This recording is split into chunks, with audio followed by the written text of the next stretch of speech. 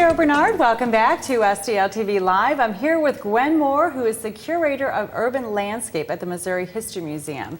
Welcome, Gwen, to STL TV. Thank you very much. So glad to meet you, and boy, you've got an interesting job. I think so. I think so too. A curator at the Missouri History Museum, which means that I am involved with the collections and help to plan exhibits and oversee exhibits. And you must know a lot about Missouri.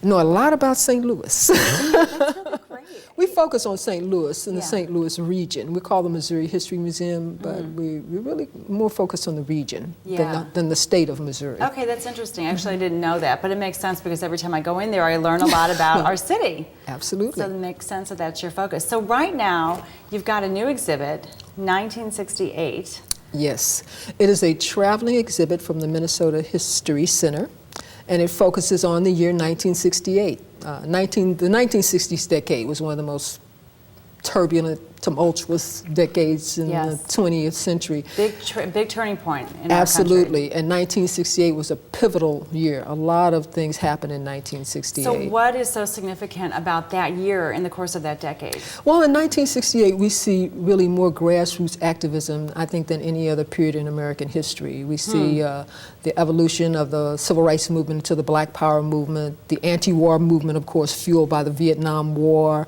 the youth movement, the student movement, the women's movement. All of this really came to a peak in 1968. 1968. So we see a lot of activism, a lot of grassroots activism, a lot of demonstrations, a lot of protests.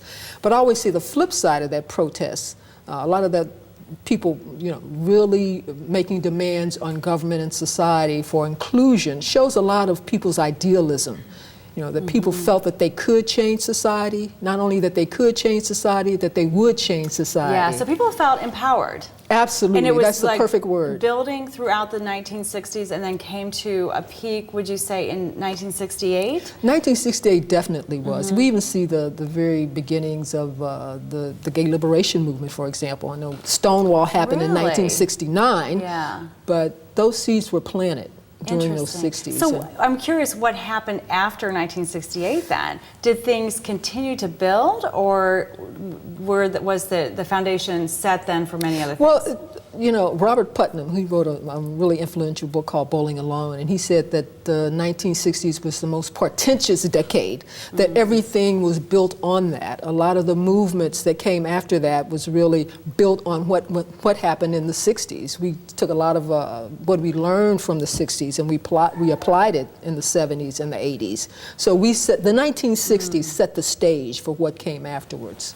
Interesting. And was there any the age of people that were really behind all these movements? Did it range from teenagers through retired? Well, it's really interesting because we usually think of the 1960s as the youth decade, and really, it really was a time when youth became very, very much involved in what was going on politically. In 1968, an 18-year-old couldn't vote. That didn't happen until 1972.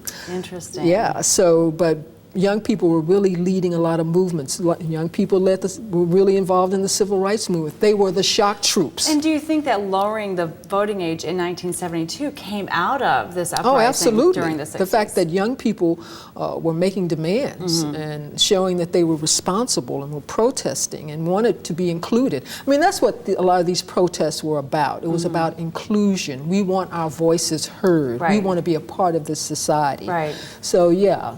Absolutely. Really, really interesting. And can you imagine if we had the social media platform that we have today in the 1960s? And the fact that we didn't have it is interesting. Yes. That all of this was able to happen without the media exposure that we have today.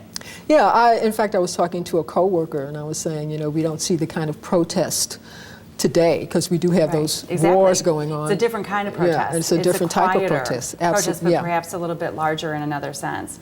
So Gwen, we're going to take a quick break. Don't go anywhere. This is very interesting. We'll be back with much more from Gwen Moore from the Missouri History Museum right after this break. Stay tuned.